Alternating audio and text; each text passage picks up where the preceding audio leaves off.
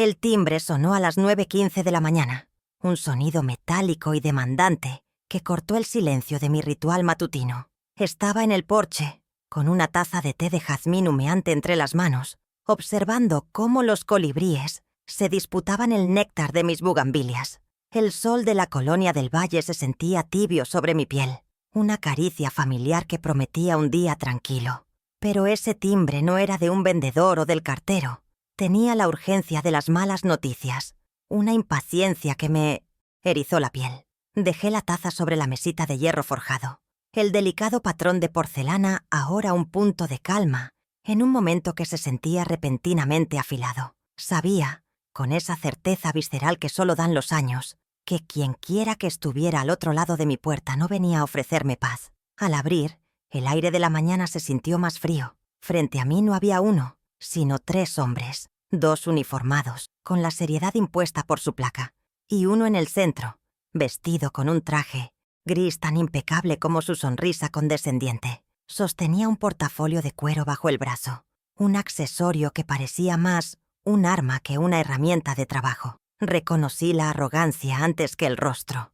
Era el licenciado Raúl Cifuentes, el mismo que mi hijo Esteban me había presentado hacía 2 años. Detrás de ellos, a través de la calle, vi a mi vecina, Aurora Campos, detenerse mientras regaba sus rosales. Sus ojos se encontraron con los míos por un instante, una mezcla de preocupación y solidaridad que me dio un ancla en la tormenta que se avecinaba. El murmullo de otros vecinos comenzaba a ser un coro discreto. Las cortinas se movían.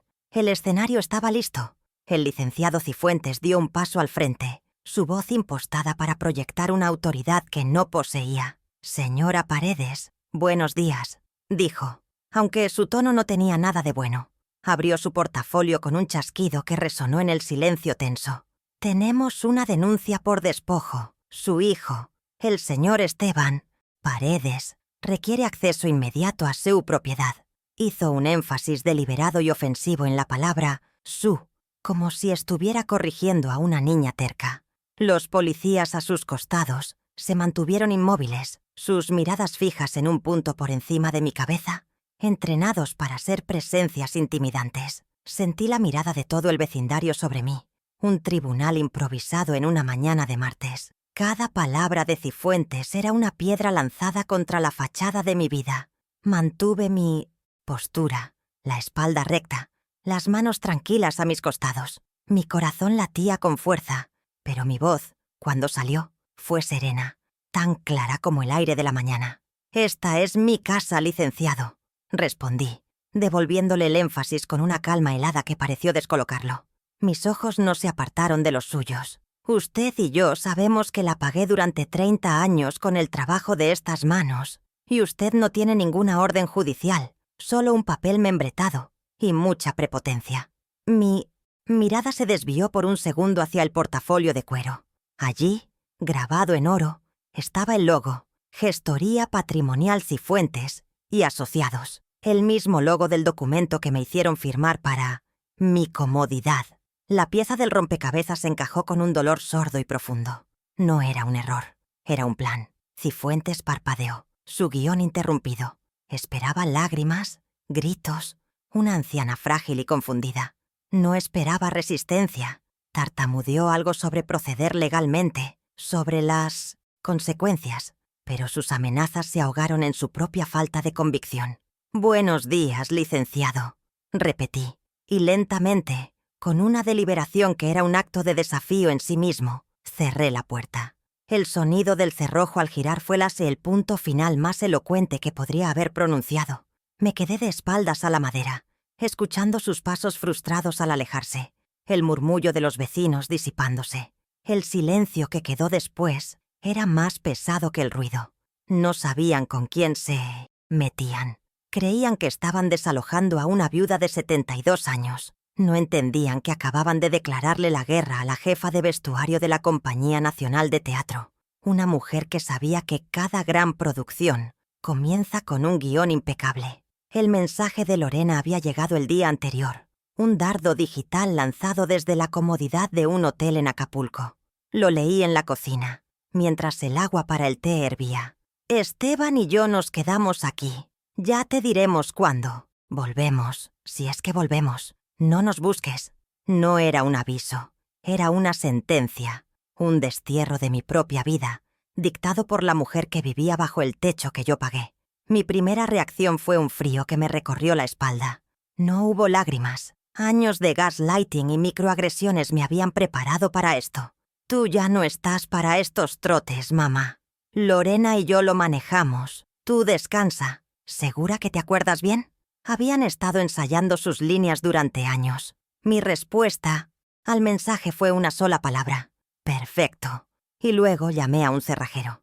Esa noche, mientras el cerrajero instalaba cerraduras nuevas, mi mente viajó al pasado, buscando el origen de la grieta.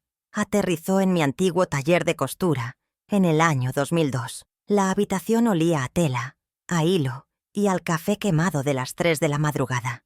Yo cosía un vestuario complejo para una producción de El Rey Lear. Mis dedos ágiles pero cansados, sobre la mesa, junto a la máquina de coser, yacía el recibo de la colegiatura de la Universidad de Esteban, un papel que valía $45,000, una suma que representaba años de ahorros, de noches sin dormir, de proyectos extra. La palabra pagado, estampada en tinta roja, era un monumento a mi sacrificio. Creí que estaba invirtiendo en su futuro, en sus alas. Nunca imaginé que usaría esas alas para volar lejos de mí y luego volver para arrancarme el nido. Otro recuerdo, más reciente, se superpuso al anterior. Era el 2018, durante la remodelación de la casa. La ampliación de 60 metros cuadrados era idea de Esteban, para darle más valor, mamá. Pero fue Lorena quien tomó el control de la estética. La recuerdo de pie en medio del polvo de la construcción, sosteniendo un catálogo de cocinas italianas. Sus uñas, perfectamente cuidadas, señalaban una imagen de gabinetes de laca blanca y encimeras de granito negro. Suegra, esta de $22,000 le daría mucho valor a la casa. Piensa en ello como una inversión. Su voz era miel, sus intenciones, veneno. Asentí como siempre, y firmé el cheque de mis ahorros, creyendo que contribuía a un hogar familiar, sin darme cuenta de que solo estaba financiando la escenografía de su codicia. Y entonces, la memoria más dolorosa, la del 2021. Esteban llegó a casa con el licenciado Cifuentes. Ambos sonreían.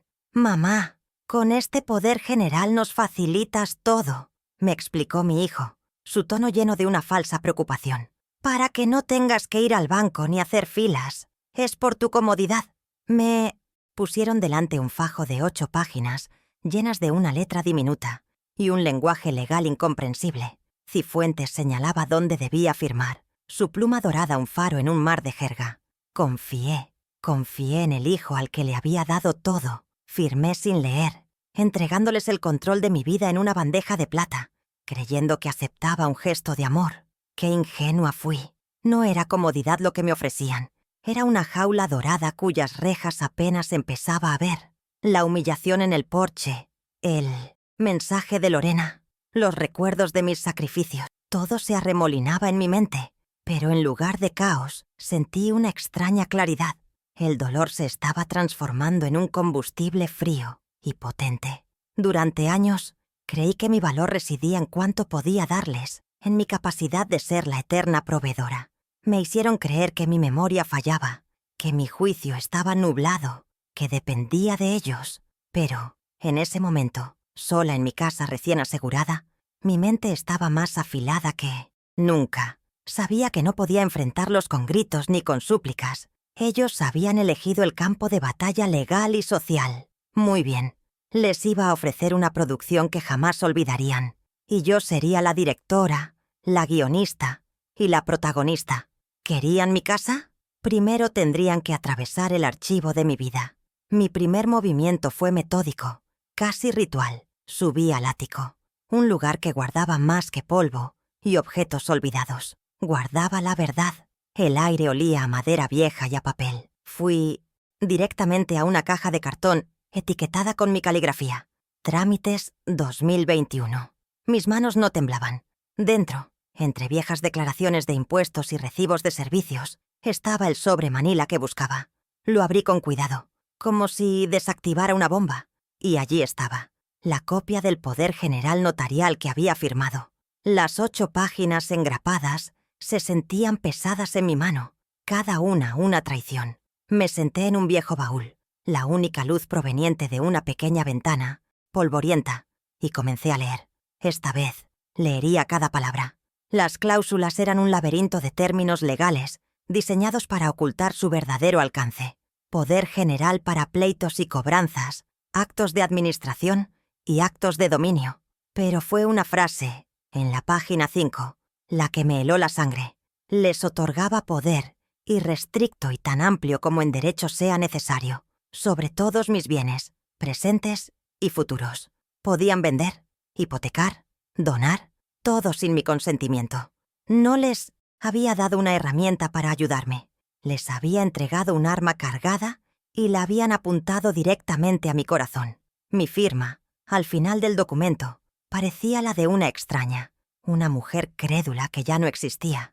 Les di un arma y la apuntaron contra mí, susurré al silencio del ático. Pero cada arma tiene un seguro, y yo estaba a punto de encontrarlo. Con el documento en la mano, bajé a mi estudio.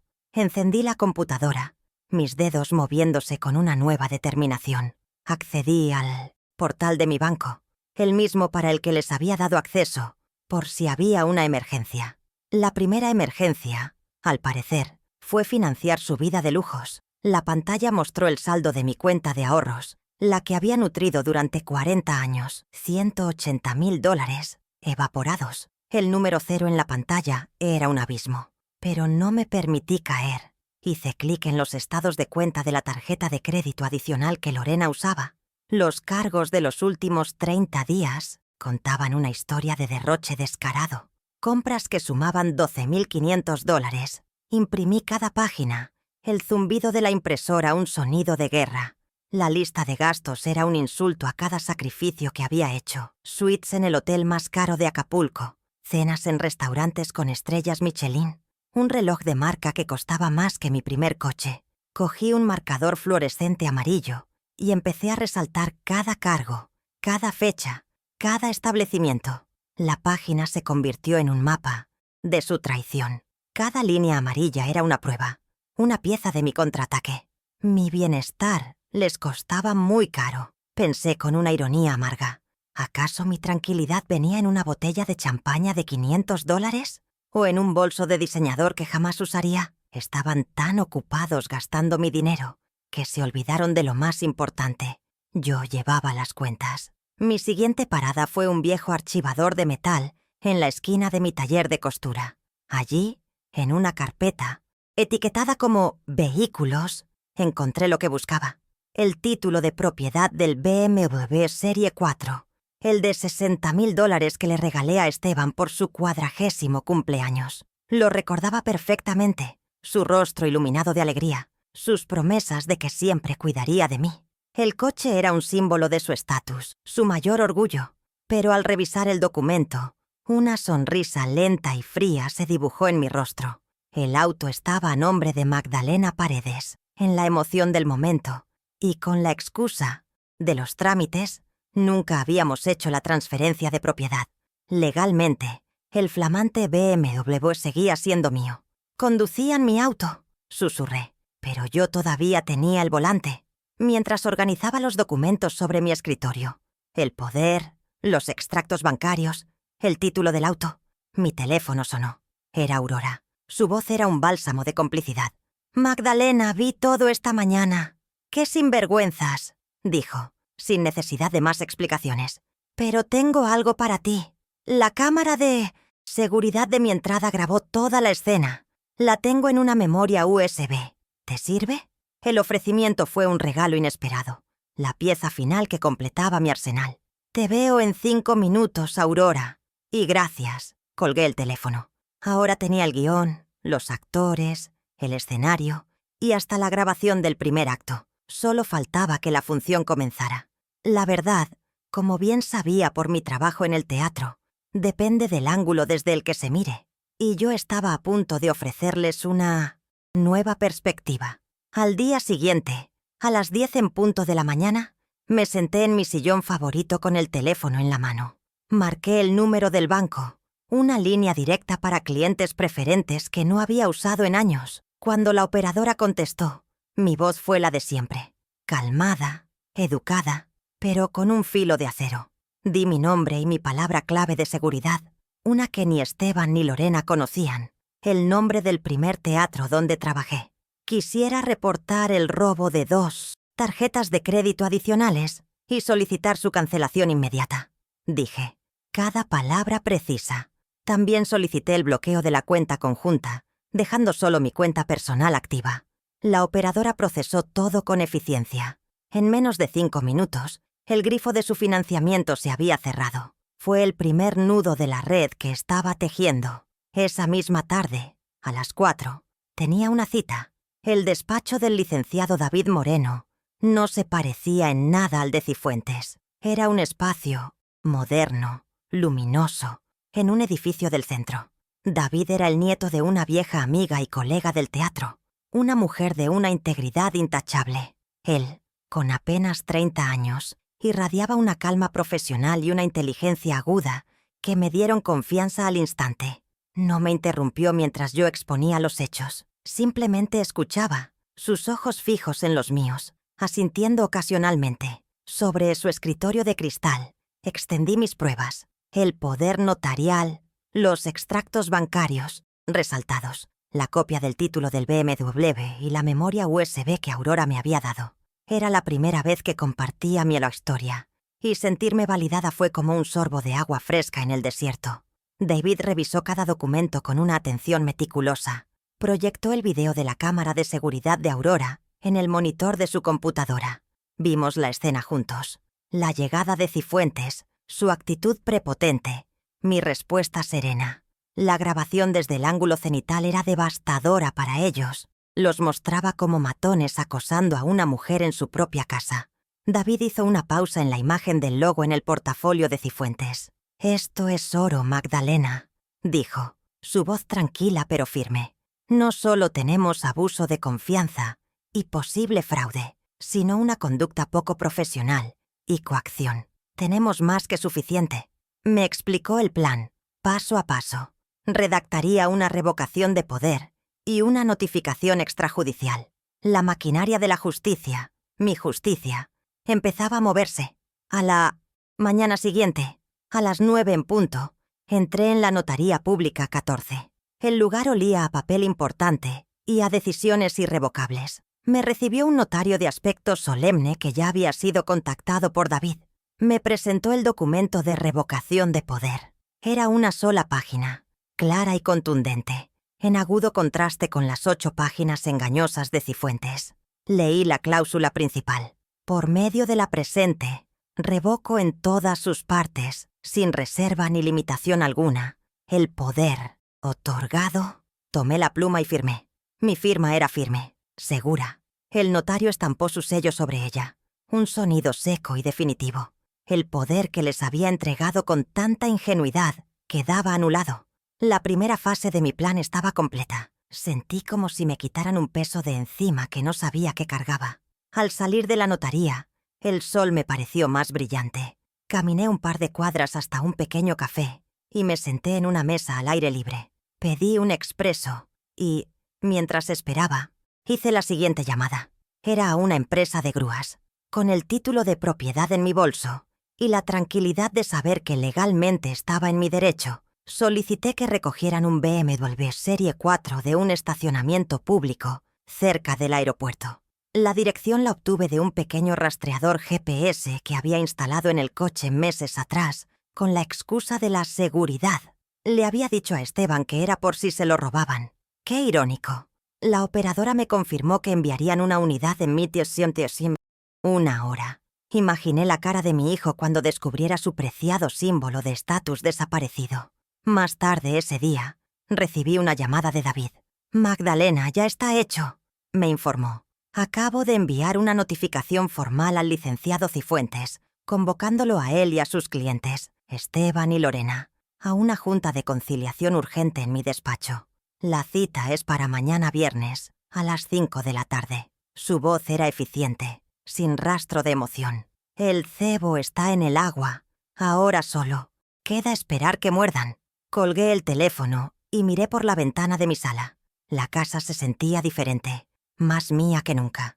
El silencio ya no era pesado, sino expectante. La trampa estaba puesta. Mañana, el telón se alzaría para el tercer y último acto de esta lamentable obra. Y yo, por primera vez en mucho tiempo, estaba ansiosa porque empezara la función. El viernes, a las 4:50 p.m., llegué al edificio del licenciado Moreno. Subí en el elevador, sintiendo la vibración metálica como el preludio de un terremoto. Llevaba un vestido sencillo pero elegante, de un color azul profundo. Mi único accesorio era un broche de plata que mi esposo me había regalado, una pieza que siempre me daba fuerza. David me recibió en la puerta de la sala de juntas. Era un espacio minimalista, rodeado de paredes de cristal que daban a la ciudad, frío, transparente, implacable, perfecto para lo que estaba a punto de suceder. Me senté en la cabecera de la larga mesa de caoba, de espaldas a la ventana.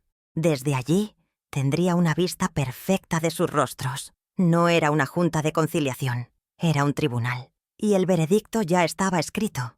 Llegaron a las 5 en punto, puntuales en su arrogancia. Esteban entró primero, con su aire de superioridad habitual, aunque noté una pequeña tensión en su mandíbula.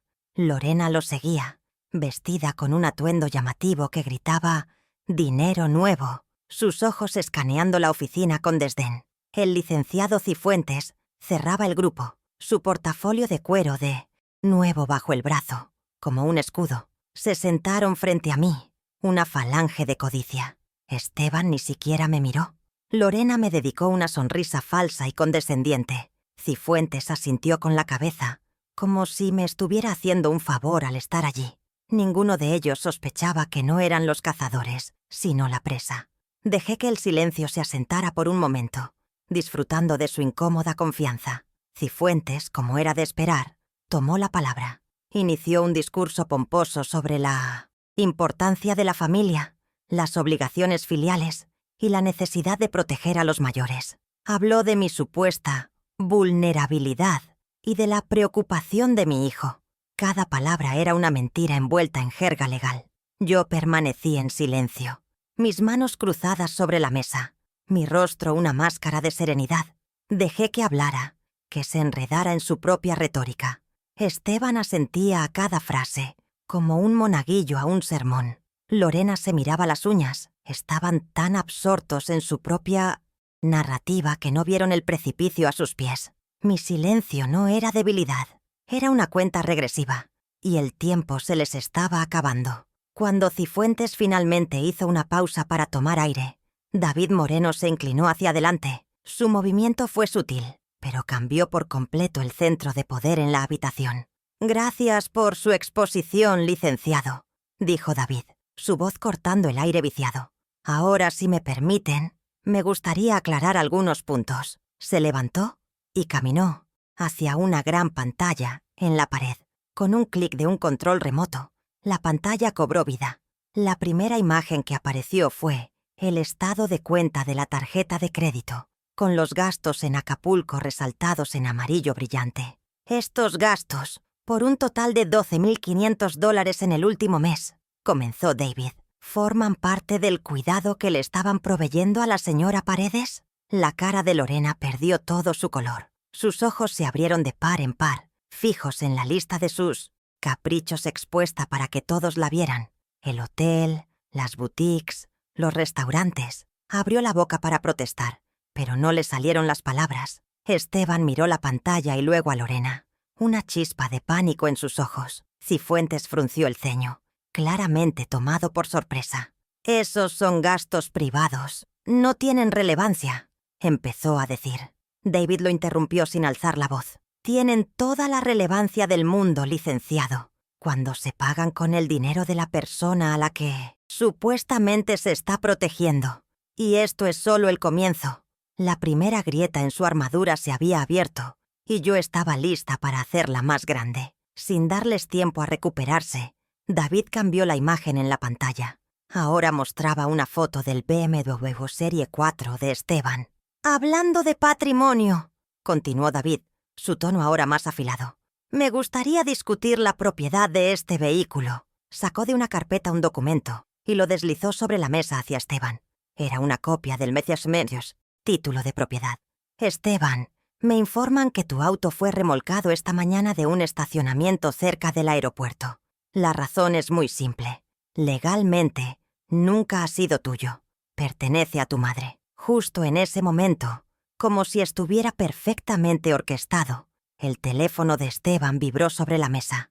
Lo miró. En la pantalla, un mensaje de la compañía de grúas confirmando la incautación del vehículo. El rostro de Esteban se descompuso en una máscara de incredulidad y furia.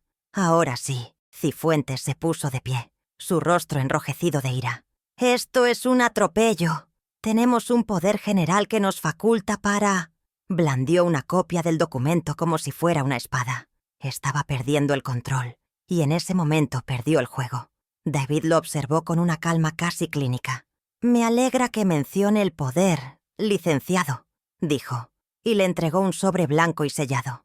El timbre sonó a las 9:15 de la mañana. Un sonido metálico y demandante que cortó el silencio de mi ritual matutino.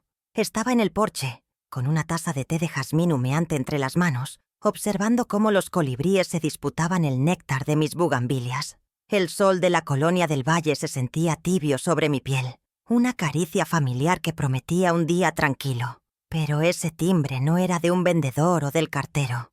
Tenía la urgencia de las malas noticias, una impaciencia que me erizó la piel. Dejé la taza sobre la mesita de hierro forjado.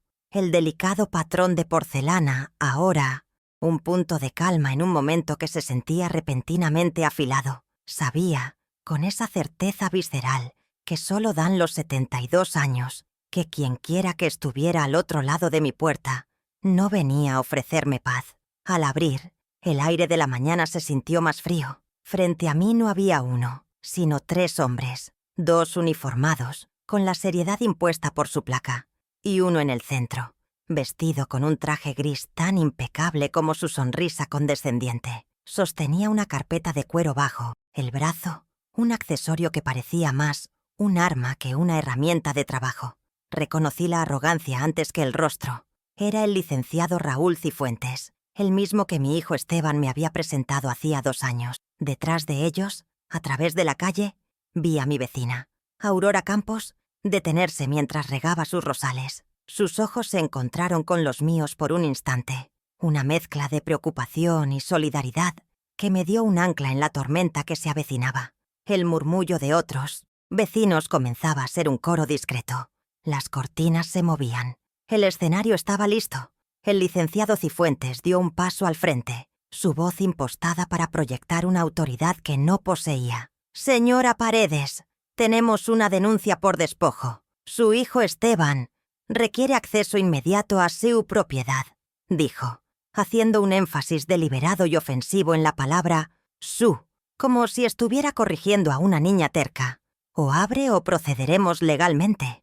Los policías a sus costados se mantuvieron inmóviles, sus miradas fijas en un punto por encima de mi cabeza, entrenados para ser presencias intimidantes. Sentí la mirada de todo el vecindario sobre mí, un tribunal improvisado en una mañana de martes. Cada palabra de Cifuentes era una piedra lanzada contra la fachada de mi vida, diseñada para quebrarme frente a todos los que me conocían. ¿Realmente pensaron que sería tan fácil? Mantuve mi postura, la espalda recta, las manos tranquilas a mis costados. Mi corazón latía con fuerza, un tambor sordo contra mis costillas, pero mi voz, cuando salió, fue serena, tan clara como el aire de la mañana.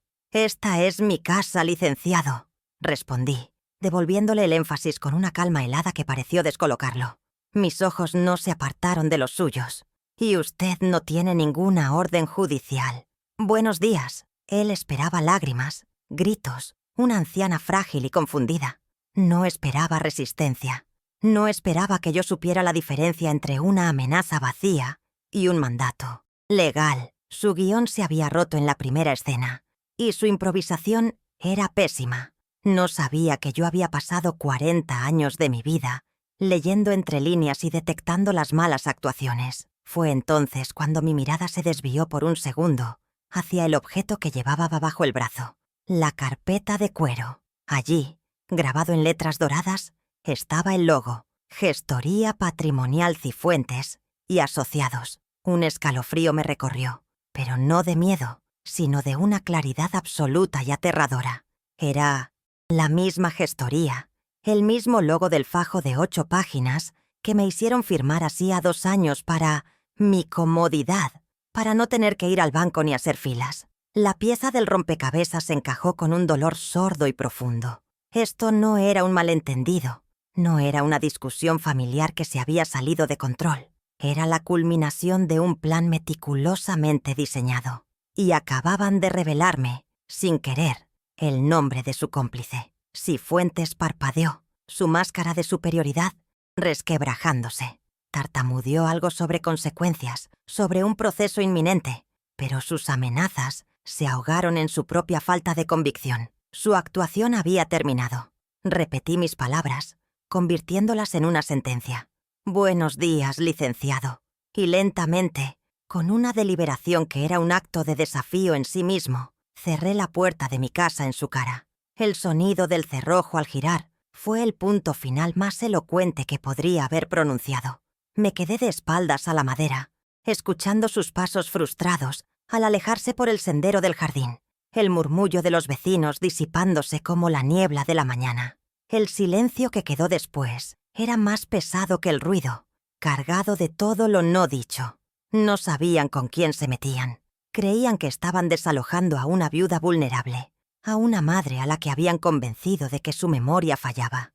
No entendían que acababan de declararle la guerra a la exjefa de vestuario de la Compañía Nacional de Teatro, una mujer que sabía que cada gran producción, especialmente una tragedia sobre la traición, comienza con un guión impecable, y el suyo estaba lleno de agujeros. Mi respuesta no sería improvisada, sería metódica, documentada y ejecutada bajo las luces más brillantes que pudiera encontrar. Su mayor error no fue intentar robarme mi casa, su mayor error fue hacerlo en público. Y ahora tenían toda mi atención. La función apenas comenzaba. El mensaje de Lorena había llegado el día anterior, un dardo digital, lanzado desde la comodidad de un hotel en Acapulco. Lo leí en la cocina, mientras el agua para el té hervía. Esteban y yo nos quedamos aquí. Ya te diremos cuándo volvemos, si es que volvemos. No nos busques. No era un aviso, era una sentencia, un destierro de mi propia vida, dictado por la mujer que vivía bajo el techo que yo pagué. Mi primera reacción fue un frío que me recorrió la espalda. No hubo lágrimas. Años de gaslighting y microagresiones me habían preparado para esto. Tú ya no estás para estos trotes, mamá. Lorena y yo lo manejamos. Tú descansa. ¿Segura que te acuerdas bien? Habían estado ensayando sus líneas durante años. Mi respuesta al mensaje fue una sola palabra: perfecto. Y luego llamé a un cerrajero. Esa noche, mientras el cerrajero instalaba cerraduras nuevas, mi mente viajó al pasado, buscando el origen de la grieta. Aterrizó en mi antiguo taller de costura, en el año 2002. La habitación olía a tela, a hilo y al café quemado de las 3 de la madrugada. Yo cosía un vestuario complejo para una producción de El Rey Lear. Mis dedos ágiles pero cansados, las yemas adoloridas por el constante empuje de la aguja. Sobre la mesa, junto a la máquina de coser, yacía el recibo de la colegiatura de la Universidad de Esteban, un papel que valía $45,000, una suma que representaba años de ahorros, de noches sin dormir, de proyectos extra que aceptaba sin dudar. Creí que estaba invirtiendo en su futuro, en sus alas. Nunca imaginé que usaría esas alas para volar lejos de mí y luego volver para arrancarme el nido. La palabra «pagado», estampada en una tinta roja y violenta sobre ese recibo, era un monumento a mi sacrificio. No era solo dinero, eran los vestidos de novia que cosí para clientas exigentes, los vestuarios de quinceañeras que ajusté a última hora, las vacaciones que nunca tomé. Cada $1 de esos 45,000 tenía una historia de agotamiento y esperanza. Mientras Esteban estudiaba arquitectura, yo construía su futuro, puntada a puntada, convencida de que un título universitario era el cimiento más sólido que podía darle. En mi ingenuidad, creí que la gratitud sería el interés natural de esa inversión. ¡Qué equivocada estaba! El arquitecto que yo ayudé a formar Solo aprendió a diseñar planos para su propia conveniencia, demoliendo los cimientos de nuestra familia en el proceso. Otro recuerdo, más reciente, se superpuso al anterior. Era el 2018, durante la remodelación de la casa. La ampliación de 60 metros cuadrados era idea de Esteban. Para darle más valor, mamá, para que estés más cómoda. Pero fue Lorena quien tomó el control de la estética y, por ende, de mi dinero. La recuerdo de pie en medio del polvo de la construcción, sosteniendo un catálogo de cocinas italianas. Sus uñas, perfectamente cuidadas en un rojo carmesí, señalaban una imagen de gabinetes de laca blanca y encimeras de granito negro. Su voz era miel, sus intenciones veneno. La escena era casi teatral. La nuera moderna educando a Fuentaz, la suegra anticuada sobre el buen gusto. Un gusto que, casualmente, siempre era el más caro. Suegra, esta de $22,000 le daría mucho valor a la casa. Piensa en ello como una inversión en nuestro futuro, me dijo con esa sonrisa que nunca le llegaba a los ojos. Asentí, como siempre, y firmé el cheque de mis ahorros, creyendo que contribuía a un hogar familiar, a un espacio donde vería crecer a mis nietos. No me di cuenta de que solo estaba financiando la escenografía de su codicia. Estaba pagando por mi propio reemplazo, mejorando la jaula dorada en la que planeaban encerrarme. Cada vez que entraba a esa cocina impecable, sentía el frío del granito, un recordatorio helado del precio que pagué por creer en sus falsas promesas de un futuro compartido. Y entonces, la memoria más dolorosa, la del 2021, el día en que firmé mi sentencia. Esteban llegó a casa con el licenciado Cifuentes. Ambos sonreían, una complicidad aceitosa entre ellos. «Mamá, con este poder general, ¿nos facilitas?» «Todo», me explicó mi hijo, su tono lleno de una falsa preocupación que ahora me revuelve el estómago. «Para que no tengas que ir al banco ni hacer filas. Es por tu comodidad». Me pusieron delante un fajo de 8 páginas, llenas de una letra diminuta y un lenguaje legal incomprensible. Cifuentes señalaba dónde debía firmar, su pluma dorada un faro en un mar de jerga, mientras Esteban ponía una mano tranquilizadora en mi hombro. El gesto, que en su momento me pareció de amor, ahora lo siento como el peso de un carcelero. Confié en el hijo al que le había dado todo, en el niño cuyos sueños había financiado con mis manos. Firmé sin leer, entregándoles el control de mi vida en una bandeja de plata, creyendo que aceptaba un gesto de amor y protección. Qué ingenua fui. No era comodidad lo que me ofrecían, era una jaula cuyas rejas apenas empezaba a ver. Cada firma era un barrote más. Me convencieron de que era un simple poder administrativo, una formalidad. Pero en el teatro, como en la vida, los detalles importan. Y yo, la reina de los detalles, había pasado por alto el más importante de todos, la letra pequeña donde se escondía la traición. Estas grandes traiciones no nacieron de la nada. Se construyeron sobre un andamio de pequeños abusos diarios, de frases lanzadas con aparente descuido que minaban mi confianza. «¿Segura que te acuerdas bien, mamá? Últimamente olvidas las cosas», decía Esteban cuando yo cuestionaba un gasto o una decisión. «Lorena y yo lo manejamos. Tú, descansa». Se convirtió en su mantra para excluirme de las finanzas y de las decisiones importantes sobre mi propia casa. Me trataban como a una reliquia frágil, una pieza de museo a la que hay que quitarle el polvo, pero a la que no se le permite participar en el presente. Me estaban preparando, lentamente, para mi propio borrado.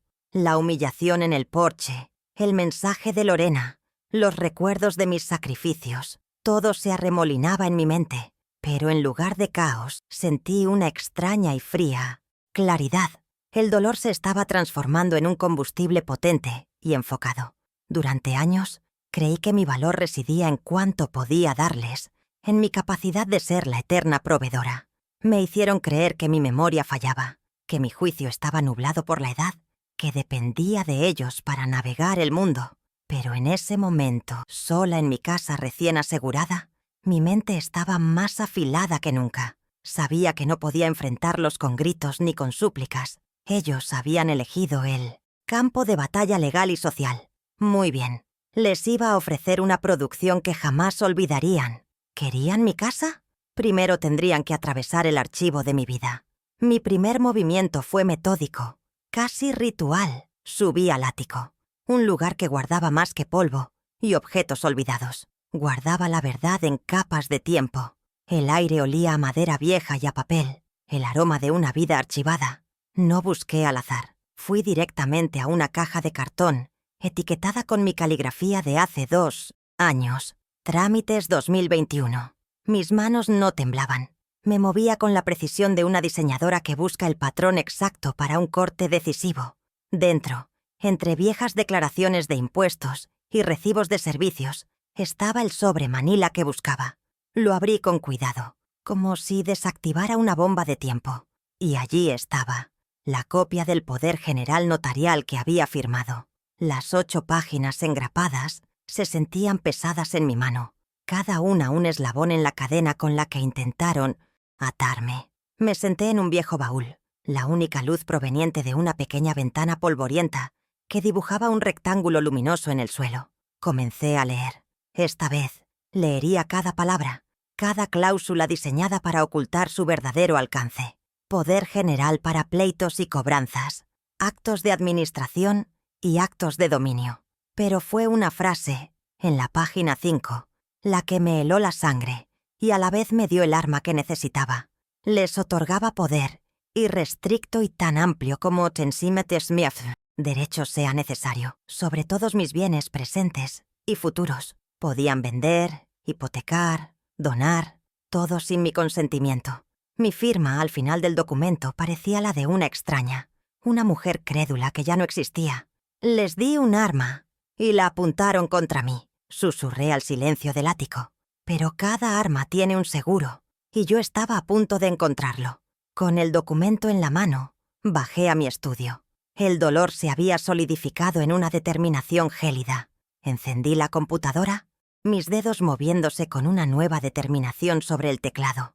Accedí al portal de mi banco, el mismo para el que les había dado acceso, por si había una emergencia.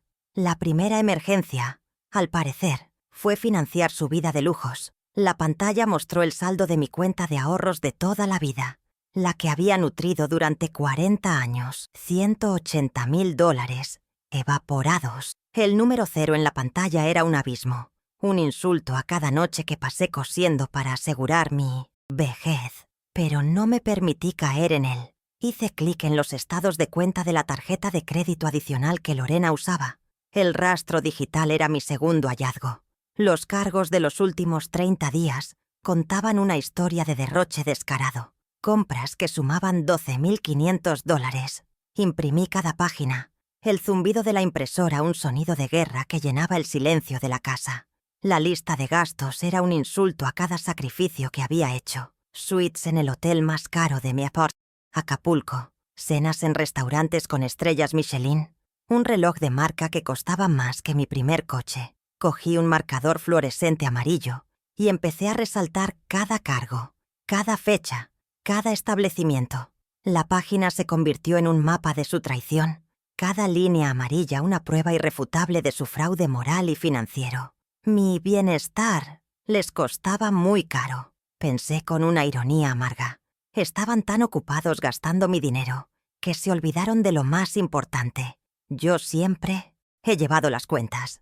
Mientras el papel seguía saliendo de la impresora, abrí la galería de fotos de mi teléfono. Busqué la conversación con Lorena. Allí estaba, intacto, el mensaje que me había enviado desde Acapulco. Hice una captura de pantalla, guardándola en una carpeta segura. Esteban y yo nos quedamos aquí. Ya te diremos cuándo volvemos, si es que volvemos. No nos busques. Las palabras eran tan claras, tan crueles en su simplicidad. No había ambigüedad, no había espacio para la mala interpretación. Era la prueba de su abandono premeditado, el acto final de su plan. Lo habían puesto por escrito, dejando un rastro que ni el abogado más hábil podría borrar. No era un aviso, era una orden de destierro, emitida desde una suite de hotel, pagada con mi vida de trabajo, y esa orden sería su condena.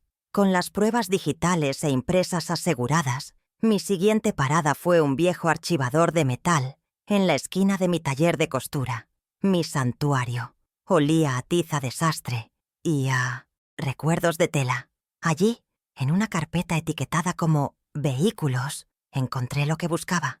El título de propiedad del BMW Serie 4, el de $60.000 que le regalé a Esteban por su 40º cumpleaños. Lo recordaba perfectamente. Su rostro iluminado de una alegría que ahora me parecía falsa. Sus promesas de que siempre cuidaría de mí. El coche era un símbolo de su estatus, su mayor orgullo. El trofeo que exhibía para demostrar un éxito que nunca había ganado por sí mismo. Sostuve el documento oficial entre mis manos, sintiendo el grosor del papel que representaba tanto mi generosidad como su dependencia. Al revisar el documento, una sonrisa lenta y fría se dibujó en mi rostro. El auto estaba a nombre de Magdalena Paredes, en la emoción del momento, y con la excusa de los trámites burocráticos que ellos mismos se ofrecieron a simplificar. Nunca habíamos hecho la transferencia de propiedad. Legalmente, el flamante BMW que Esteban conducía como si fuera el rey del mundo seguía siendo mío. Habían sido tan meticulosos para engañarme con el poder notarial, pero tan descuidados con el símbolo más visible de su riqueza mala vida. Era una ironía deliciosa, un error fatal en su guión. Conducían mi auto, susurré a la soledad de mi taller, pero yo todavía tenía el volante. Esta pieza de papel era más que un título, era una palanca, y estaba a punto de usarla para desmantelar su mundo. Mientras organizaba los documentos sobre mi escritorio, el poder, los extractos bancarios, la captura de pantalla, el título del auto, mi teléfono sonó. Era Aurora, mi vecina. Su voz era un bálsamo de complicidad y decencia. «Magdalena, vi todo esta mañana. ¡Qué sinvergüenzas!», dijo, sin necesidad de más explicaciones. Su solidaridad era un ancla en la tormenta. «Pero tengo algo para ti». La cámara de seguridad de mi entrada grabó toda la escena. Lo tengo en una memoria USB. ¿Te sirve? El ofrecimiento fue un regalo inesperado. La pieza final que completaba mi arsenal. Era la prueba objetiva, la que eliminaba cualquier duda sobre quién era la víctima y quiénes los agresores. La humillación que habían planeado en público ahora estaba documentada desde un ángulo imparcial. «Te veo en 5 minutos, Aurora. Y gracias. Gracias de verdad». Colgué el teléfono. Ahora tenía el guión, los actores, el escenario y hasta la grabación del primer acto. Minutos después, con la memoria USB en mi mano, inserté el pequeño dispositivo en mi computadora. Hice doble clic en el archivo de vídeo. La escena se reprodujo en mi pantalla. La llegada de Cifuentes y los policías, su actitud prepotente, su voz amenazante y mi respuesta serena. La grabación desde el ángulo cenital de la cámara de Aurora era devastadora para ellos. Los mostraba como matones acosando a una mujer de 72 años en la puerta de su propia casa. Hice una pausa en la imagen, observando la escena como si fuera una directora revisando una toma. La verdad, como bien sabía por mi trabajo en el teatro, depende del ángulo desde el que se mire. Y yo estaba a punto de ofrecerles una nueva y brutal perspectiva. Mi arsenal estaba completo, sobre mi mesa de trabajo, donde antes había patrones de tela y bocetos de vestuario. Ahora yacía un mosaico de pruebas. El poder notarial, un testimonio de mi confianza traicionada. Los extractos bancarios resaltados en amarillo, un mapa de su codicia. La captura de pantalla, una confesión de su abandono. El título del BMW, la llave para despojarlos de su falso estatus. Y finalmente, el video, el testigo silencioso que corroboraba mi historia ante el mundo. Cada documento, cada imagen, era un hilo en la red que estaba tejiendo. No eran solo papeles, eran la materialización de 40 años de mi vida, de mi trabajo, de mi amor, y ahora serían las herramientas de mi justicia. La función iba a comenzar. Al día siguiente, a las 10 en punto de la mañana, me senté en mi sillón favorito con el teléfono en la mano. Marqué el número del banco, una línea directa para clientes preferentes que no había usado en años. Cuando la operadora contestó, mi voz fue la de siempre, calmada, educada, pero con un filo de acero que no admitía réplica. Di mi nombre y mi palabra clave de seguridad, una que ni Esteban ni Lorena conocían, el nombre del primer teatro donde trabajé, un santuario personal al que ellos nunca tuvieron acceso. Quisiera reportar el robo de 2 tarjetas de crédito adicionales y solicitar su cancelación inmediata. Dije, cada palabra, precisa y deliberada. También solicité el bloqueo total de la cuenta conjunta, dejando solo mi cuenta personal activa. La operadora procesó todo con una eficiencia impersonal. En menos de 5 minutos, el grifo de su financiamiento se había cerrado. Colgué el teléfono y el silencio de la sala pareció amplificarse. Imaginé el momento exacto en que Lorena intentaría pagar la cuenta de otro lujoso almuerzo en Acapulco y su tarjeta sería rechazada. La pequeña humillación pública, la confusión, la llamada frenética a Esteban. No era un acto de venganza, sino de amputación. Estaba cortando la parte infectada para salvar el resto de mi vida. El dinero no era lo importante, era el flujo de poder. Durante años, ese flujo había ido en una sola dirección, de mí hacia ellos. Con una simple llamada, había invertido la corriente. Fue el primer nudo de la red que estaba tejiendo. Faltaban muchos más, y cada uno sería más apretado que el anterior. El pánico sería su nuevo compañero de viaje. Esa misma tarde, a las 4, tenía una cita. El despacho del licenciado David Moreno no se parecía en nada al de Cifuentes. Era un espacio moderno, luminoso, en un edificio del centro con vistas a la ciudad. David era el nieto de una vieja amiga y colega del teatro, una mujer de una integridad intachable, y él parecía haber heredado su calma profesional y su inteligencia aguda. No me interrumpió mientras yo exponía los hechos, simplemente escuchaba, sus ojos fijos en los míos, asintiendo, ocasionalmente. Sobre su escritorio de cristal, extendí mis pruebas, el poder notarial, los extractos bancarios resaltados, la copia del título del BMW y la memoria USB que Aurora me había dado. Era la primera vez que compartía mi historia, y sentirme validada fue como un sorbo de agua fresca en el desierto. David revisó cada documento con una atención meticulosa. Proyectó el video de la cámara de seguridad de Aurora en el monitor de su computadora. Vimos la escena juntos. La llegada de Cifuentes, su actitud prepotente, mi respuesta serena. La grabación desde el ángulo cenital era devastadora para ellos. Los mostraba como matones, acosando a una mujer en su propia casa. David hizo una pausa en la imagen del logo en la carpeta de Cifuentes. «Esto es oro, Magdalena», dijo, su voz tranquila pero firme. «No solo tenemos abuso de confianza y posible fraude, sino una conducta poco profesional y coacción. Tenemos más que suficiente». Me explicó el plan, paso a paso. Redactaría una revocación de poder y una notificación extrajudicial. La maquinaria de la justicia, mi justicia, empezaba a moverse, y yo le estaba dando todo el combustible que necesitaba. A la mañana siguiente, a las 9 en punto, entré en la Notaría Pública 14. El lugar olía a papel importante y a decisiones irrevocables, un aroma que me recordaba a los archivos del teatro, donde se guardaban los contratos que definían destinos. Me recibió un notario de aspecto solemne que ya había sido contactado por David. Me presentó el documento de revocación de poder. Era una sola página, clara y contundente, en agudo contraste con las 8 páginas engañosas y llenas de trampas que Cifuentes me había hecho firmar. Leí la cláusula principal. Por medio de la presente, revoco en todas sus partes, sin reserva ni limitación alguna, el poder otorgado. Tomé la pluma que me ofreció. Se sentía pesada, como una herramienta de poder.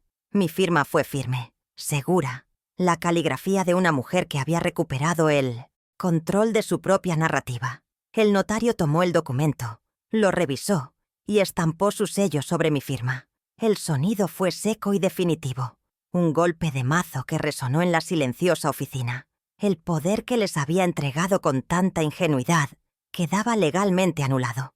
La primera fase de mi plan estaba completa. Sentí como si me quitaran un peso de encima que no sabía que cargaba, una armadura invisible de vulnerabilidad que se desintegraba en ese instante.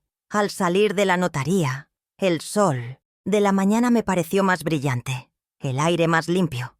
Caminé un par de cuadras hasta un pequeño café y me senté en una mesa al aire libre. Pedí un expreso y, mientras esperaba, me permití una pequeña sonrisa. El arma que les había dado estaba, por fin, descargada. Mientras saboreaba el café amargo y fuerte, hice la siguiente llamada. Era a una empresa de grúas, con la copia del título de propiedad en mi bolso y la tranquilidad de saber que legalmente estaba en mi derecho. Solicité que recogieran un BMW Serie 4 de un estacionamiento público cerca del aeropuerto. La dirección la obtuve de un pequeño rastreador GPS que había instalado en el coche meses atrás, con la excusa de la seguridad. Le había dicho a Esteban que era por si se lo robaban. ¡Qué irónico! La operadora me confirmó que enviarían una unidad en menos de una hora. No había emoción en mi voz, solo la eficiencia de una directora de escena, dando una instrucción precisa. El coche, su trofeo más preciado, desaparecería, sin dejar rastro, como un accesorio de utilería que ya no era necesario en la obra. Colgué y me quedé mirando la calle. Imaginé la cara de mi hijo cuando, al volver de su escapada, encontrara el espacio vacío donde solía estar su símbolo de estatus. El coche no era solo un medio de transporte, era la validación de su éxito ficticio, el pilar de la fachada que había construido. Quitarle el BMW era más que una acción patrimonial, era un ataque directo a su ego, a la imagen que proyectaba al mundo. Lo había despojado de su armadura brillante, dejándolo expuesto en su mediocridad. Se darían cuenta de que el dinero se había acabado, de que el auto había desaparecido, y el pánico empezaría a roer los cimientos de su alianza. Una pareja unida por la codicia rara vez sobrevive a la escasez. Más tarde ese día, recibí una llamada de David. «Magdalena, ya está hecho», me informó. «Acabo de enviar una notificación formal al licenciado Cifuentes, convocándolo a él y a sus clientes, Esteban y Lorena, a una junta de conciliación urgente en mi despacho. La cita es para el viernes, a las 5 de la tarde. Su voz era eficiente, sin rastro de emoción. «El cebo está en el agua. Ahora solo queda esperar que muerdan. Vendrán creyendo que tienen la sartén por el mango, esperando negociar los términos de tu rendición. No saben que vienen a caminar directamente hacia el matadero». Les estaba ofreciendo una última oportunidad para actuar con arrogancia, una última escena, donde podrían interpretar su papel de vencedores antes de que el telón cayera sobre ellos. Colgué el teléfono y miré por la ventana de mi sala. La casa se sentía diferente, más mía que nunca. El silencio ya no era pesado, sino expectante, como la quietud del teatro antes de que se alce el telón. La trampa estaba puesta, cada pieza en su lugar, cada prueba documentada y lista para ser presentada. Esteban y Lorena, desesperados por la falta de fondos y probablemente furiosos por la desaparición del coche, acudirían a la cita, buscando respuestas y exigiendo el control. Creerían que era una negociación, pero no habría negociación, sería una ejecución. Mañana, el telón se alzaría para el tercer y último acto de esta lamentable obra. Y yo, por primera vez en mucho tiempo, estaba ansiosa porque empezara la función. Mañana todo cambiaría. El jueves por la mañana, el silencio en mi casa era diferente. Ya no era el silencio pesado de la soledad, sino la calma tensa de una emboscada bien preparada. Cada tic-tac del reloj de la sala marcaba el compás de la espera. Sabía que no tardarían en reaccionar. El corte de sus finanzas sería el primer golpe, el que los haría sangrar y confundirse. Imaginé a Lorena en una boutique de lujo en Acapulco, su sonrisa congelada al ver la tarjeta rechazada.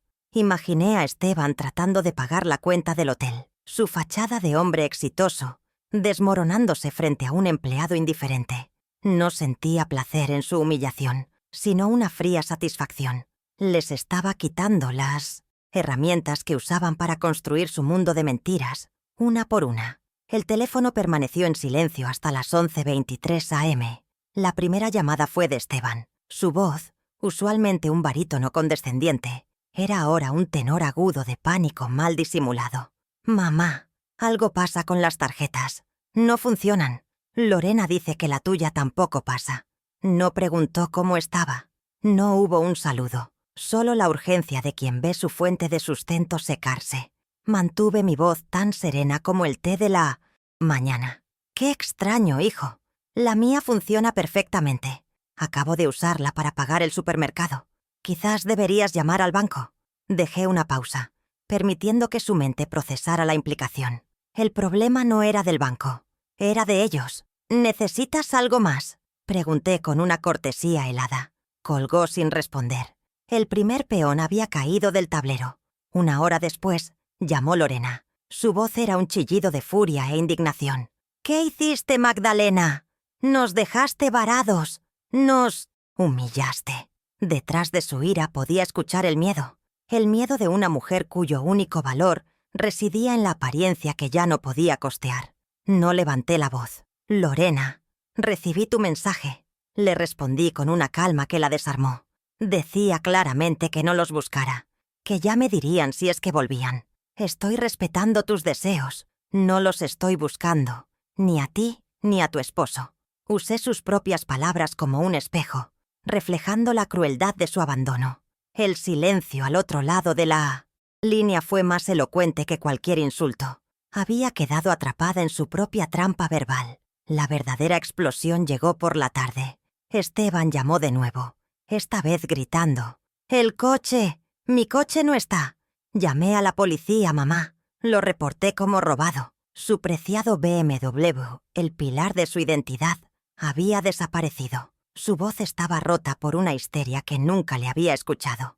«No te preocupes, Esteban», le dije saboreando cada palabra.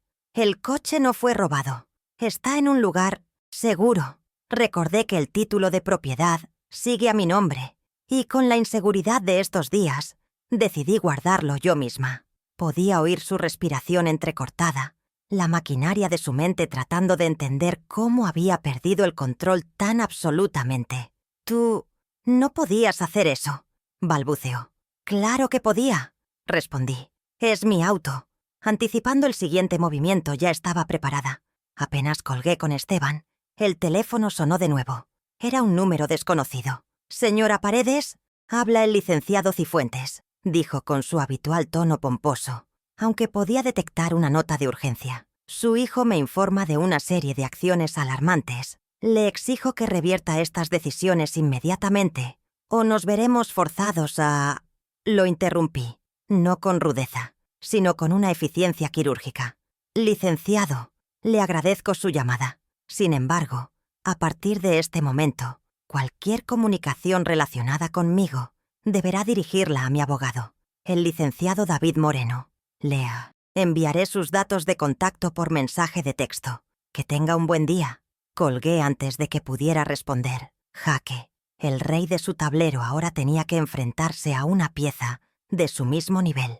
Tras las llamadas, la casa volvió a sumirse en el silencio. Pero esta vez era un silencio victorioso. Me serví un vaso de agua fría y me senté en el jardín, observando a los colibríes. No me sentía eufórica. Sentía una profunda y sombría sensación de justicia.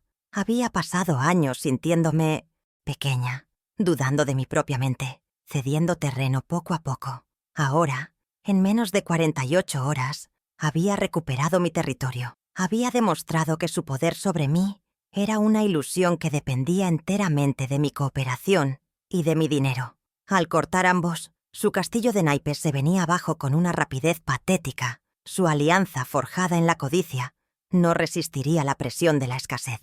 Más tarde, Aurora vino a tomar el té. Le conté, sin entrar en todos los detalles, que había tomado algunas medidas. Su presencia era reconfortante, un recordatorio de que existía un mundo fuera de la toxicidad de mi familia. «Hiciste bien, Magdalena», me dijo, poniendo su mano sobre la mía. «A veces, para podar un árbol y que vuelva a crecer sano, hay que cortar las ramas muertas de raíz». Sus palabras me dieron fuerza. No estaba sola. Tenía aliados, tenía un plan y, sobre todo, me tenía a mí misma. La mujer que ellos habían intentado borrar estaba resurgiendo, más fuerte y más clara que nunca. Esta pequeña victoria no era el final, pero era la prueba de que podía ganar. A las 6 de la tarde recibí la llamada de David Moreno. Su voz era la personificación de la calma profesional. «Magdalena, tengo noticias. Aceptaron la reunión». Cifuentes llamó muy alterado, pero confirmé la cita para mañana a las 5. «Vendrán. Creen que es una negociación para que usted ceda y les devuelva el acceso a todo. No tienen idea de lo que les espera». Me dio una última instrucción, una que resonó con mi experiencia en el teatro. Mañana usted no dice nada al principio. Deje que ellos pongan todas sus cartas sobre la mesa. Deje que se expongan. El silencio será su arma más poderosa hasta que sea el momento de atacar. Asentí, aunque él no podía verme. El escenario estaba listo para el acto final. Esa noche dormí profundamente, sin sueños. A la mañana siguiente, el día de la reunión, me levanté con una claridad mental que no había sentido en años. No había ansiedad, solo una determinación helada. Me tomé mi tiempo, hice mi rutina de yoga, cuidé de mis plantas. A las 3 de la tarde comencé a prepararme. Elegí un vestido de lino de color azul marino, un traje sastre sencillo pero impecable. Mi único accesorio era un broche de plata que mi difunto esposo me había regalado. Era mi armadura. No me estaba vistiendo para una batalla, sino para una rendición. La suya. Cada gesto era deliberado, parte de la coreografía que me llevaría a la victoria. A las 4:45 p.m., estaba de pie frente a la puerta de mi casa. Antes de salir, me detuve un momento en el umbral y miré hacia adentro. La luz de la tarde se filtraba por las ventanas, iluminando el polvo en el aire. Esta casa, que había construido con amor y sacrificios, que ellos habían intentado convertir en una simple mercancía, volvía a ser mi santuario. Ya no era un campo de batalla, sino el premio que había defendido y ganado. La guerra no había terminado por completo, pero la batalla más importante, la de mi propia dignidad, ya estaba ganada. Tomé las llaves nuevas, cerré la puerta con un clic satisfactorio y caminé hacia mi auto, lista para el acto final. La función estaba a punto de comenzar. El viernes, a las 4:50 p.m., llegué al edificio del licenciado Moreno. Subí en el elevador, sintiendo la vibración metálica como el preludio de un terremoto controlado. Llevaba un vestido sastre de lino azul marino, sencillo pero elegante. Mi único accesorio era un broche de plata que mi esposo me había regalado, una pieza que siempre me daba fuerza. David me recibió en la puerta de la sala de juntas. Era un espacio minimalista, rodeado de paredes de cristal que daban a la ciudad. Frío, transparente, implacable, perfecto para lo que estaba a punto de suceder. Me senté en la cabecera de la larga mesa de caoba, de espaldas a la ventana. Desde allí, tendría una vista perfecta de sus rostros. No era una junta de conciliación, era un tribunal, y el veredicto ya estaba escrito. Llegaron a las 5, en punto, puntuales en su arrogancia. Esteban entró primero, con su aire de superioridad habitual, aunque noté una pequeña tensión en su mandíbula. Lorena lo seguía, vestida con un atuendo llamativo que gritaba «dinero nuevo», sus ojos escaneando la oficina con un desdén mal disimulado. El licenciado Cifuentes cerraba el grupo, su carpeta de cuero de nuevo bajo el brazo, como un escudo inútil. Se sentaron frente a mí, una falange de codicia. Esteban ni siquiera me miró a los ojos. Lorena me dedicó una sonrisa falsa y condescendiente. Cifuentes asintió con la cabeza, como si me estuviera haciendo un favor al estar allí. Ninguno de ellos sospechaba que no eran los cazadores, sino la presa. Dejé que el silencio se asentara por un momento, disfrutando de su incómoda confianza. Cifuentes, como era de esperar, tomó la palabra. Inició un discurso pomposo y ensayado sobre la importancia de la familia, las obligaciones filiales y la necesidad de proteger a los mayores de sí mismos. Habló de mi supuesta vulnerabilidad y de la profunda preocupación de mi hijo por mi bienestar. Cada palabra era una mentira envuelta en jerga legal, una actuación mediocre para un público que ya conocía el final de la obra. Yo permanecí en silencio, mis manos cruzadas sobre la mesa, mi rostro una máscara de serenidad. Dejé que hablara, que se enredara en su propia retórica. Esteban asentía a cada frase, como un monaguillo a un sermón. Lorena se miraba las uñas, aburrida. Estaban tan absortos en su propia narrativa que no vieron el precipicio a sus pies. Mi silencio no era debilidad, era una cuenta regresiva. Cuando Cifuentes finalmente hizo una pausa para tomar aire, David Moreno se inclinó hacia adelante. Su movimiento fue sutil, pero cambió por completo el centro de poder en la habitación. «Gracias por su exposición, licenciado», dijo David, su voz cortando el aire viciado con la precisión de un bisturí. «Ahora, si me permiten, me gustaría aclarar algunos puntos». Se levantó y caminó hacia una gran pantalla en la pared. Con un clic de un control remoto, la pantalla cobró vida. La primera imagen que apareció fue el estado de cuenta de la tarjeta de crédito, con los gastos en Acapulco resaltados en un amarillo brillante y acusador. La sala, antes llena de la voz de Cifuentes, ahora estaba dominada por el silencio y una imagen irrefutable. Estos gastos, por un total de $12.500 en el último mes, comenzó David, su tono calmado pero implacable. Incluyen suites de hotel, cenas de lujo y un reloj de marca. ¿Forman parte del cuidado que le estaban proveyendo a la señora Paredes? La cara de Lorena perdió todo su color. Sus ojos se abrieron de par en par, fijos en la lista de sus caprichos expuesta para que todos la vieran. Abrió la boca para protestar, pero no le salieron las palabras. Esteban miró la pantalla y luego a Lorena. Una chispa de pánico en sus ojos. Cifuentes frunció el ceño, claramente tomado por sorpresa. «Esos son gastos privados. No tienen relevancia», empezó a decir, pero su voz carecía de convicción. La primera grieta en su armadura se había abierto. David lo interrumpió sin alzar la voz. «Tienen toda la relevancia del mundo, licenciado, cuando se pagan con el dinero de la persona a la que supuestamente se está protegiendo. Y esto es solo el comienzo». Sin darles tiempo a recuperarse, cambió la imagen en la pantalla. Ahora mostraba una foto del BMW Serie 4 de Esteban, reluciente bajo el sol. «Hablando de patrimonio», continuó David, su tono ahora más afilado, «me gustaría discutir la propiedad de este vehículo». Sacó de una carpeta un documento y lo deslizó sobre la mesa hacia Esteban. Era una copia del título de propiedad. «Esteban, me informan que tu auto fue remolcado esta mañana de un estacionamiento cerca del aeropuerto.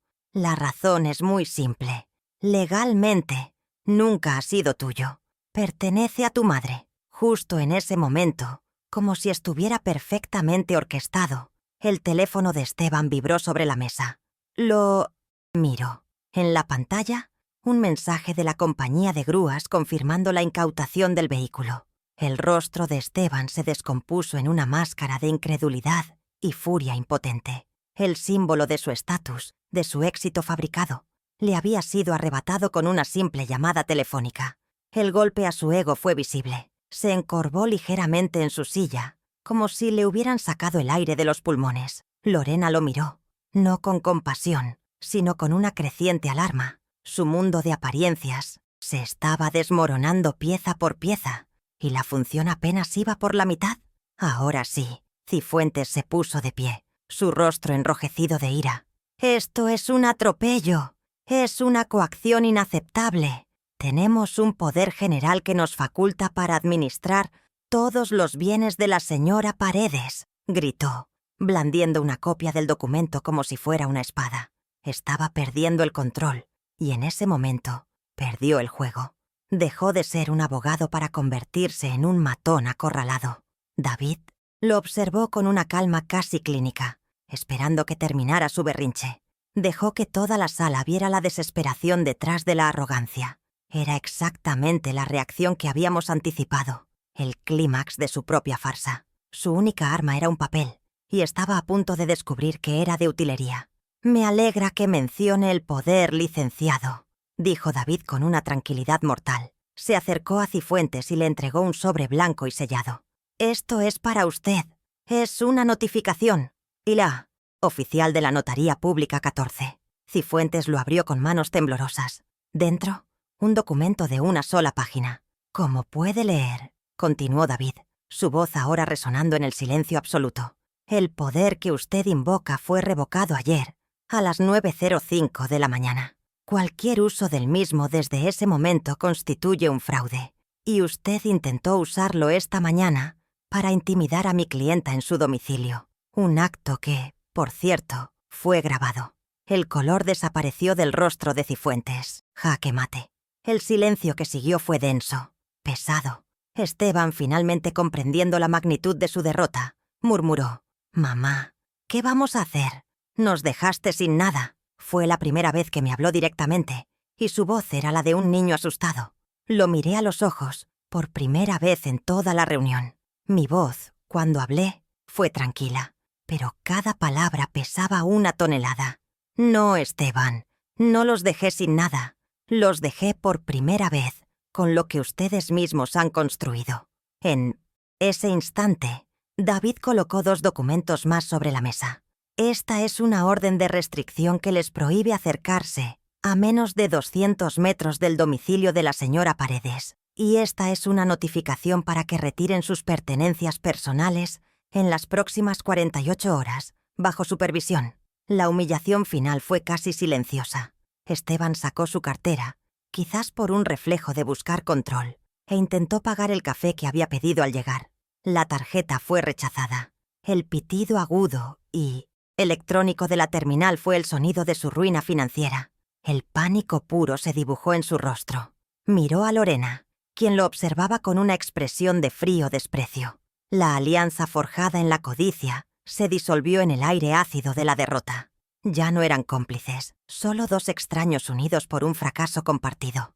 El dinero, el pegamento que los mantenía juntos, se había acabado, y con él se acabó todo lo demás. El licenciado Cifuentes, humillado, profesionalmente expuesto a una posible demanda por mala praxis, y quién sabe qué más, recogió su carpeta de cuero y sus papeles sin decir una palabra más. Ni siquiera miró a sus ahora exclientes. Simplemente se levantó y salió de la sala de juntas, un hombre derrotado que huía del escenario de su peor actuación. Su salida marcó el final del enfrentamiento.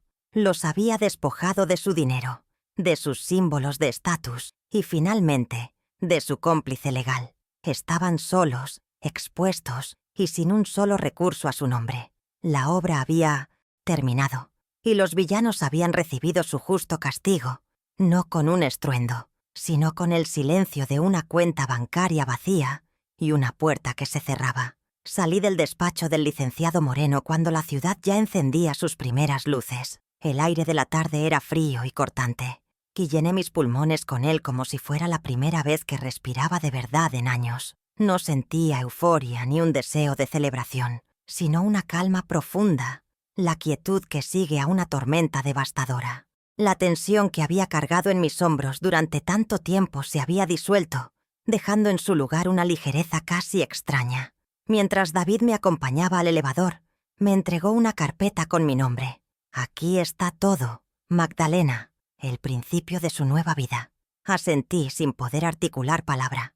En el silencio del coche de vuelta a casa, con las luces de la ciudad desfilando por la ventanilla, comprendí que no había ganado una guerra. Simplemente había terminado una obra de teatro muy larga y muy triste. Esa noche, al introducir la nueva llave en la cerradura, el sonido metálico me pareció diferente. Era el sonido de la seguridad, no del encierro. La casa me recibió con un silencio que ya no era pesado ni expectante, sino sereno. Caminé descalza por cada habitación, desde la sala hasta mi taller de costura, tocando las superficies de los muebles, sintiendo la textura de las cortinas, como si estuviera conociendo mi propio hogar por primera vez. No era un acto de posesión, sino de reconexión. Esta casa, cada rincón, estaba impregnada de mi historia, de mis sacrificios, pero ahora, por fin, también era el escenario de mi liberación. Me preparé una taza de té y me senté en el porche, bajo las estrellas. No había lágrimas, solo una profunda, inquebrantable sensación de que las cosas, por fin, estaban en el lugar que les correspondía. Unos días después, el teléfono sonó. Era Esteban. Su voz, despojada de su arrogancia habitual, era un lamento quejumbroso y manipulador. «Mamá, por favor, tenemos que hablar. Lorena y yo no tenemos a dónde ir. No puedes hacernos esto». Escuché su monólogo sin interrumpir, reconociendo cada táctica, cada intento de apelar a una culpa que ya no sentía. Cuando terminó, hubo una pausa, esperando mi respuesta, mi rendición. Mi voz, cuando hablé, fue tan tranquila como el agua de un pozo. «Esteban, no hay nada que discutir. A partir de este momento, cualquier asunto que necesites tratar conmigo, sin excepción, lo harás a través del licenciado David Moreno. Te deseo suerte». Y antes de que pudiera protestar, colgué. El clic del teléfono no fue un acto de crueldad, sino de autoconservación. Era el sonido de una puerta que se cerraba para siempre. El día que vinieron a recoger sus pertenencias, yo no estaba en casa. Siguiendo el consejo de David, había contratado a 2 hombres de una empresa de mudanzas y un supervisor neutral para que se encargaran de todo. Mientras ellos vaciaban los armarios de sus ropas de diseñador y sus objetos impersonales, yo me regalé una mañana en el jardín botánico, caminando entre plantas exóticas y flores silenciosas. A las 2:15 de la tarde, recibí un mensaje de texto del supervisor. «Todo retirado, señora Paredes. La casa está vacía». Leí la palabra «vacía» y sonreí. No estaba vacía. Estaba despejada. Estaba limpia. Por primera vez en años, el espacio que ocupaban sus cosas y su energía tóxica estaba disponible para mí. Al volver, el aire de la casa se sentía más ligero, más puro. Era el lienzo en blanco que necesitaba. Mi siguiente visita al despacho de David fue muy diferente. Ya no había tensión, solo una sensación de colaboración y de mirar hacia el futuro. Sobre su escritorio de cristal, redactamos mi Nuevo Testamento. Fue un acto liberador, una declaración final de mis valores. La casa, el fruto de 40 años de mi trabajo, no sería para quienes intentaron arrebatármela. La legué a una fundación que apoya a jóvenes talentos de las artes escénicas, creando una beca a mi nombre para futuros diseñadores de vestuario. Para cualquier posible nieto, establecí un fideicomiso educativo, administrado por un tercero, asegurando que mi legado fuera de apoyo y oportunidades, no una herencia que pudiera ser malgastada o usada como arma. Al firmar ese documento no solo estaba protegiendo mi patrimonio, estaba redefiniendo el propósito de mi vida. Regresé a mi taller de costura, un espacio que había descuidado, un santuario que se había llenado de polvo y tristeza. Pasé un día entero limpiándolo. Saqué todas las telas, las acaricié, recordé sus historias, aceité mi vieja máquina de coser, y su zumbido familiar fue como el ronroneo de un viejo amigo. El olor a hilo, a tela y a aceite de máquina llenó el aire, y sentí que volvía a mí misma. Sobre la mesa de corte extendí un trozo de seda color esmeralda. No tenía ningún encargo, ningún plazo que cumplir. Tomé las tijeras y empecé a cortar un patrón que había diseñado hacía años, solo por el placer de hacerlo. Mis manos, que habían trabajado tanto por necesidad, por obligación, por sacrificio, volvían a crear por pura y simple alegría. Los meses siguientes transcurrieron con una serenidad que creía perdida. Reanudé el contacto con viejas amigas del teatro, esas amistades que la influencia de Lorena había enfriado con excusas y compromisos inventados. Los almuerzos se alargaban durante horas, llenos de risas y recuerdos. Me inscribí en una clase de cerámica y descubrí el placer de hundir las manos en la arcilla, de crear algo sólido y tangible a partir de la nada. Visité museos, fui a conciertos, viajé en tren a pueblos cercanos con Aurora. Cada pequeña experiencia era un hilo de color que tejía en el nuevo tapiz de mi vida. Ya no era la viuda de, la madre de, era Magdalena Paredes, una mujer de 72 años que estaba, por fin, viviendo para sí misma. Una tarde de otoño, mientras tomaba un té helado con Aurora en mi jardín, el teléfono sonó. Era David. Su voz era cálida, la de un amigo. «Magdalena, buenas noticias. Tengo los detalles de su viaje a Oaxaca. Los boletos están confirmados para el 15 de octubre. Y reservé esa pequeña posada con el patio lleno de bugambilias que le gustó. Le di las gracias. Conversamos un poco sobre su trabajo. El viaje no era una huida. Era una celebración silenciosa de mi autonomía. Era la prueba de que mi mundo, lejos de haberse encogido, se había expandido hasta donde yo quisiera que llegara. Colgué el teléfono con una sonrisa. Oaxaca, con sus colores y su historia, me esperaba, y por primera vez viajaría sin el peso de tener que cuidar de nadie más que de mí. Aurora me observaba desde el otro lado de la mesita de hierro. «Te ves feliz, Magdalena», me dijo con una sinceridad que me conmovió. Medité su palabra. La felicidad me parecía algo demasiado volátil, demasiado efímero. Lo que yo sentía era algo más profundo, más sólido. «Me siento en paz, Aurora», respondí finalmente, como si hubiera pasado toda mi vida cosiendo un traje para otra persona y por fin me hubiera dado cuenta de que también podía diseñar uno para mí. Ella asintió, comprendiendo perfectamente. Nos quedamos en un silencio cómplice, observando cómo las últimas luces del día teñían el cielo de tonos anaranjados y violetas. La verdadera riqueza, descubrí, no estaba en una cuenta bancaria, sino en una tarde tranquila compartida con una buena amiga.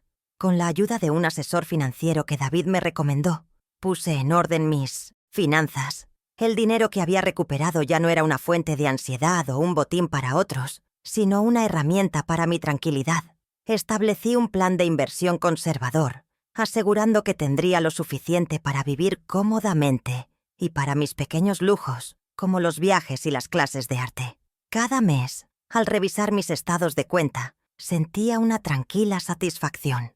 Ver los números en negro, saber que cada centavo estaba bajo mi control y trabajando para mi futuro, era una forma tangible de mi independencia. Había aprendido que la autonomía financiera no se trataba de tener mucho, sino de tener el control absoluto sobre lo que es tuyo. Esa noche volví a mi taller. La luz de la lámpara creaba un círculo íntimo y cálido sobre mi mesa de trabajo. Estaba terminando un pequeño tapiz bordado, una pieza intrincada llena de pájaros y flores. Mis dedos, ágiles y seguros, movían la aguja a través de la tela. Cada puntada era un acto de meditación, un punto final a una etapa de mi vida y el comienzo de otra. Pensé en Esteban y en Lorena. No sentía odio ni rencor, solo una lejana y triste indiferencia. Eran personajes de una obra que ya había terminado, cuyas líneas se habían desvanecido de mi memoria. Mi vida ahora era mi propia producción, y yo era la única directora. La casa estaba en silencio, un silencio lleno de paz, de creatividad y de la promesa de todos los días que aún me quedaban por vivir. Apagué la luz del taller y me quedé un momento en la oscuridad, mirando hacia el jardín iluminado por la luna. La brisa nocturna traía el aroma del jazmín. Durante años, creí que mi valor estaba en cuánto podía darles, en mi capacidad inagotable para el sacrificio. Me convencieron de que una buena madre era una madre que se vaciaba para que sus hijos estuvieran llenos. ¡Qué equivocada estaba! Aprendí por el camino más duro que el verdadero poder, la verdadera dignidad, reside en saber qué te reservas para ti misma. Y yo, después de darlo todo, por fin decidí reservármelo todo.